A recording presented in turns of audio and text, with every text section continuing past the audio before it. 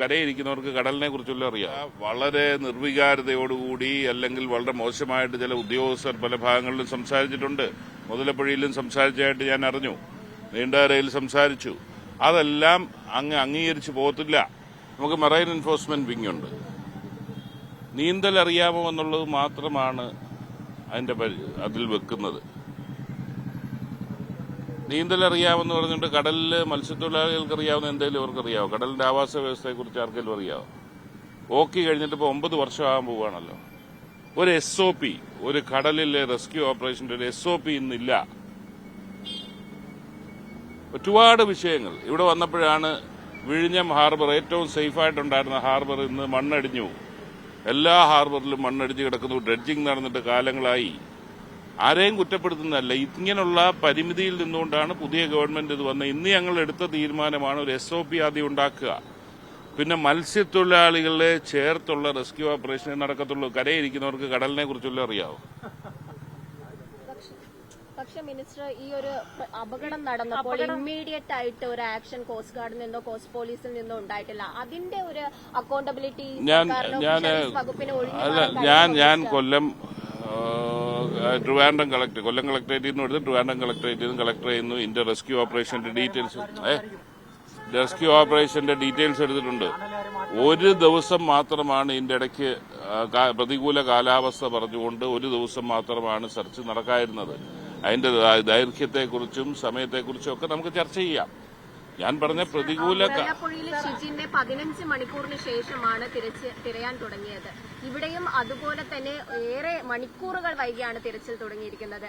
ഇവരുടെ ജീവൻ ഇത്ര വിലയേ ഉള്ളൂ എന്നാണ് അവര് തന്നെ, കുടുംബാംഗങ്ങൾ തന്നെ രംഗത്ത് വന്ന് ചോദിക്കുന്നത്. അതാണ് അത് വളരെ ദൗർഭാഗ്യകരമാണ്. അങ്ങനെ വീഴ്ച സംഭവിച്ചിട്ടുള്ളവർക്കെതിരെ നടപടിയുണ്ടാകും. മാത്രമല്ല, വളരെ നിർവികാരതയോടുകൂടി അല്ലെങ്കിൽ വളരെ മോശമായിട്ട് ചില ഉദ്യോഗസ്ഥർ പല ഭാഗങ്ങളിലും സംസാരിച്ചിട്ടുണ്ട്. മുതലപ്പുഴയിലും സംസാരിച്ചതായിട്ട് ഞാൻ അറിഞ്ഞു, നീണ്ടകരയിൽ സംസാരിച്ചു. അതെല്ലാം അംഗീകരിച്ചു പോകത്തില്ല. അത് ഗൗരവമായി തന്നെ കണക്കിലെടുക്കും. അപകടം നടന്നതിന് ശേഷമാണോ ഇത്തരത്തിലൊരു സമീപനം സർക്കാരിന്റെ ഭാഗത്തുനിന്നുണ്ടാകുന്നത്? ഞാൻ പറഞ്ഞില്ലേ, ഇതിനൊരു SOP പോലും ഇല്ലാത്ത ഒരു അവസ്ഥയിൽ ഇന്നലെ അപകടം നടക്കുമെന്ന് ഞങ്ങൾക്കറിയില്ലല്ലോ. ഇത് കള്ളക്കടലിൽ ജനറൽ SOPയുടെ വെച്ചിട്ടുള്ള വീഴ്ച, ജനറൽ SOP കടലിലെ റെസ്ക്യൂവിന് പര്യാപ്തമാണെന്ന് വിചാരിക്കുന്നുണ്ടോ? ഞാൻ പറയട്ടെ, ഞാൻ ആരെയും വെള്ളപൂശുന്നതല്ല. വീഴ്ചകൾ സംഭവിച്ചിട്ടുണ്ടെങ്കിൽ അതിന് ഉത്തരവാദി ആരാന്ന് കണ്ടുകൊണ്ട് നമ്മൾ അനുയോജ്യമായ ഇത് ആവർത്തിക്കാതിരിക്കാനുള്ള നടപടി സ്വീകരിക്കും. അങ്ങനെയാണ് ഞാനും ഇപ്പൊ മന്ത്രിയായപ്പോഴല്ലേ, ഞാൻ നീണ്ടകരയിൽ നിന്നല്ലെങ്കിൽ കടപ്പുറത്തു നിന്നുള്ള ഒരു വ്യക്തിയാണെങ്കിൽ പോലും ഒരു റെസ്ക്യൂവിന് SOP ഇല്ലെന്നുള്ളത് ഈ ദിവസങ്ങളിലാണ് മനസ്സിലാക്കുന്നത്. ആ പോരായ്മകളൊക്കെ പരിഹരിച്ചല്ലേ നമുക്കിനി പരിഹാരം കാണാനൊക്കത്തുള്ളൂ. ഫിഷറീസ് വകുപ്പിൽ നിന്ന് ആരും തന്നെ ഇവരെയൊന്നും ബന്ധപ്പെട്ടിട്ടില്ല. ഇന്ന് സർക്കാർ ഇറക്കിയ സർക്കുലറിൽ പറയുന്നുണ്ട് നിരന്തരം ബന്ധപ്പെടുന്നുണ്ടെന്ന്. അപ്പോൾ ഇതിന്റെയൊക്കെ അക്കൗണ്ടബിലിറ്റി ആര് ഏറ്റെടുക്കുമെന്നാണ് അവർ ചോദിക്കുന്നത്. ഞാനത് സമഗ്രമായി പരിശോധിക്കും. അങ്ങനെ ബന്ധപ്പെട്ടിട്ടില്ല, ഇവിടെ ബന്ധപ്പെട്ടിട്ടില്ല. വിഴിഞ്ഞത്തിന്റെ ഇത് DD ഫിഷറീസ് എല്ലാ വർഷവും ബന്ധപ്പെടുന്നുണ്ട്. വീട്ടുകാർ ചോദിച്ചാൽ അറിയാൻ പറ്റും. നമ്മൾ നോക്ക്, നിങ്ങൾ ചോദിച്ചത് ഡിപ്പാർട്ട്മെന്റിൽ നിന്ന് ആരും വന്നില്ല എന്നാണ് ചോദിച്ചത്. അതിനാണ് കൃത്യമായി മറുപടി പറഞ്ഞത്. ഫിഷറീസ് ഡിപ്പാർട്ട്മെന്റ് ഇത് DD അടക്കമുള്ള DDക്ക് ഇവിടെയാണ് ചാർജ്. ഈ മുതലപ്പുഴയ്ക്ക് ADക്ക് അവിടെ കൊടുത്തിട്ടുണ്ട്. അവിടെ നിന്ന് എല്ലാ കാര്യങ്ങളും അവർ ചെയ്യുന്നുണ്ട്. ലാഭമില്ലാതെ അവർ അധ്വാനിക്കുന്ന ഒരു സ്ത്രീയാണ് അവര്. ഞാനൊന്ന് പറയട്ടെ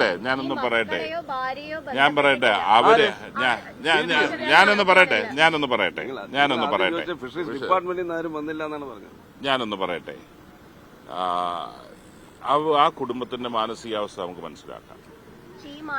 നിങ്ങൾ പറയാൻ സമ്മതിക്കത്തില്ലെന്ന് പറഞ്ഞാൽ പിന്നെ അതൊരു മര്യാദയല്ലല്ലോ.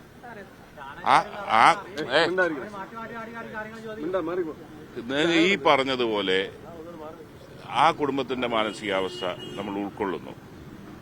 ആ വേദനയിൽ നിൽക്കുമ്പോൾ ചിലപ്പോൾ ശ്രദ്ധിക്കാതെ പോകുന്നതായിരിക്കാം. ഞാൻ പറഞ്ഞത് അങ്ങനെ DD വന്നിട്ടില്ല എന്നുണ്ടെങ്കിൽ അത് നമുക്ക് നോക്കാം. ഇപ്പൊ ഞാൻ പറയുന്നത്, എന്റെ നിയോജകമണ്ഡലത്തിൽ ഒരു കുടുംബത്തിൽ നിന്ന് 3 പേരെ നഷ്ടപ്പെട്ടു.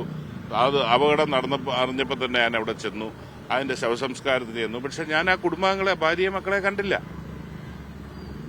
അന്നത്തെ ഇതിൽ അവരെ അല്ല, അവരുടെ ബന്ധുക്കളും ബാക്കി എല്ലാവരുമായിട്ടാണ് സംസാരിച്ചത്. എന്നുള്ള നിലയിലേക്ക് DD വന്ന് ഇവരുമായിട്ട് നേരിട്ട് സംസാരിച്ചോ ഇല്ലയോ എന്നുള്ളത് നമുക്ക് പരിശോധിക്കാം.